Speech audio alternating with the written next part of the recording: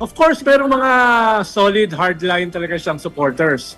Pero yung mga soft supporters niya, baka maging ambivalent.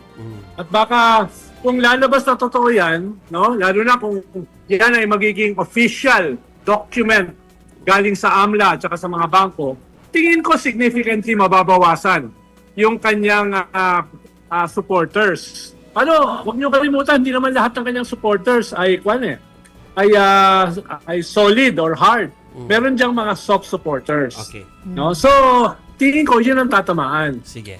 Mataas pa rin siya, pero yung margin niya to win ay baka dramatically mawala. Last na talaga, Ronald, hindi ka ba nanibago o wini-welcome mo ba yung fact na mabilis na sumagot sa mga batikos si Mayor Lenny ngayong binabati ko sa online because of that bus picture? Kasi dati, hindi na pinapansin ng mga troll. Ngayon, agad niyang sinagot. Tingin ko si Mayor Lenny hindi siya affected ng mga ganyan eh. No? What can be worse than yung 6 years niya as Vice President?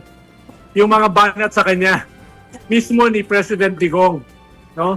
Even bordering on sexual harassment, no? Kaya medyo para sa kanya sanay na siya diyan. Walang panyan. Walang laban niya sa mga banat sa kanya when she was a Vice President under Digong.